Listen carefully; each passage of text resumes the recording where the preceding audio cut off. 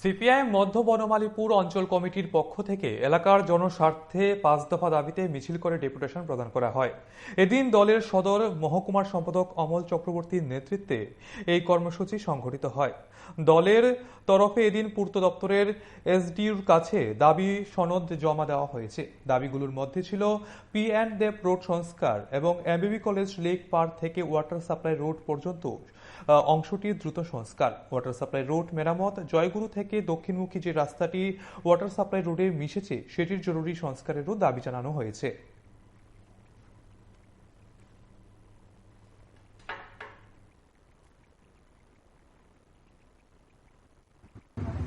বিভিন্ন যে গুরুত্বপূর্ণ রাস্তাঘাট, মানুষের দৈনন্দিন জীবনের সমস্যা, এগুলোকে একত্রিত করে ৫ দফা দাবি আকারে আমাদের রাজ্যের পূর্ত দপ্তর পিডব্লিউডি যে ৫ নম্বর সার্কেল আছে কলেজ টিলায়, সেখানকার যিনি এসডিও সাহেব আছেন, এই এসডিও সাহেবের নিকট একটি প্রতিনিধি দল মিলিত হয়েছিলেন।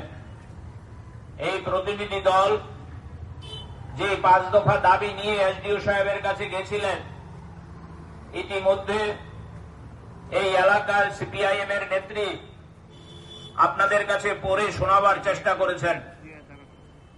আমরা এখানে লম্বা বক্তৃতা করব না, কথা বলবো না। আমরা শুধু এই এলাকার মানুষের কাছে দু একটা আবেদন রাখার জন্য এখানে দাঁড়িয়েছি মাইক নিয়ে।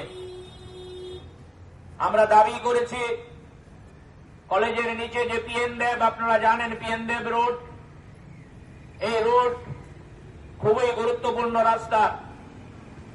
আমাদের এই চিত্তরঞ্জনের অপোজিটে শিবনগরের ভিতরের যে রাস্তা, খুবই গুরুত্বপূর্ণ রাস্তা।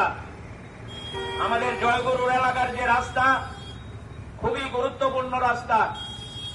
আপনারা লক্ষ্য করবেন, গোটা আগরতলা শহরে মুখ্যমন্ত্রী থেকে শুরু করে মন্ত্রিসভার সদস্যদের ফ্ল্যাক্সের মুখ দিয়ে ঢেকে গেলেও রাস্তাঘাটগুলোতে পিচ পড়ছে না, রাস্তাঘাটগুলো সারাই হচ্ছে না। শুধুমাত্র বড় বড় কয়েকটা রাস্তার উপর পিচ ঢালছে রাতের অন্ধকারে, তার মধ্যেও করাপশন। সকালবেলা পিচ ঢাললে বিকেলবেলা উঠে যায়। এই রাস্তাঘাটগুলো দিনের পর দিন সংস্কার হচ্ছে না, মানুষ চলাচল করতে পারছে না। গত পরশুদিন লক্ষ্য করেছেন, 1 ঘন্টার বৃষ্টি হয়েছে, আগরতলা শহর জলের তলায়। মানুষ কোমর জল ভেঙে তাদেরকে বাড়িতে যেতে হচ্ছে। ওই প্যারাডাইজ চমুনি, পুষ্পবীর চমুনি, বিএম এর সামনে, মঠ চমুনিতে, গণনাথ চমুনিতে জলের উপর স্কুটি ভাসে, বাইক ভাসে, মানুষ যেতে পারছে না রাস্তায়, বাড়িঘর জলের তলায়। আমি এই কথা কেন বলছি? বৃষ্টি হলে জল জমবে, এটা আমরা আপত্তি করছি না। বৃষ্টি হলে জল জমতে পারে, কিন্তু আজকের যারা শাসক দল, আজকের যিনি মুখ্যমন্ত্রী কিংবা আগের মুখ্যমন্ত্রী, তারা কেউ কেউ এই বনমালীপুর থেকে নির্বাচিত হয়েছিলেন।